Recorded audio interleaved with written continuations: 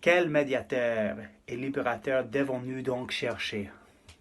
Car nous sommes dans un très grand besoin d'un libérateur de nos péchés.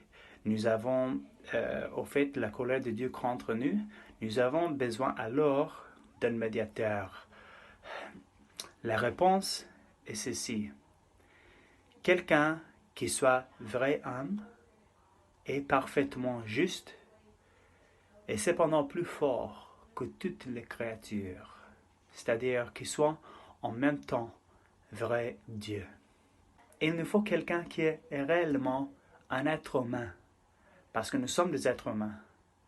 Comme la question précédente l'a dit, Dieu ne veut pas punir des créatures A pour les erreurs des créatures B. Nous avons alors besoin d'un être humain. Mais cela ne suffit pas. Il nous faut aussi quelqu'un qui est parfaitement juste. Parce que quelqu'un qui a aussi des dettes envers Dieu ne peut pas lui-même payer mes dettes. Lui aussi, il doit à Dieu. Lui aussi aura besoin d'un médiateur et libérateur. Ça va à l'encontre de ce que plusieurs pensent. Ça veut dire alors que moi, je ne peux pas me sauver. Je ne peux pas, et ni ma famille ne peut pas me sauver, ou mes ancêtres ne peuvent pas me sauver. Aucun de nous a aimé Dieu plus que toute autre chose. Aucun de nous a aimé son prochain comme soi-même. Aucun de nous n'a pas de dette envers Dieu. Alors, il nous faut un être humain qui n'a pas de dette envers Dieu.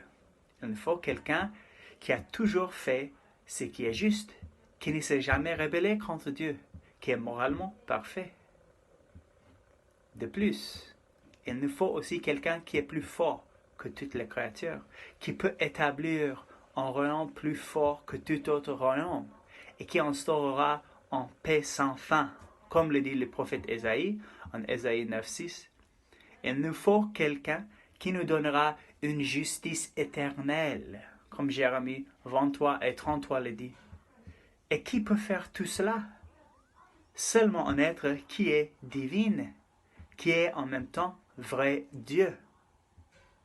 Alors pour résumer, pour nous sauver du châtiment que nous méritons à cause de nos rébellions et aussi la juste justice de Dieu, nous devons chercher quelqu'un qui soit vrai homme et parfaitement juste, et cependant plus fort que toutes les créatures, c'est-à-dire qui soit en même temps vrai Dieu.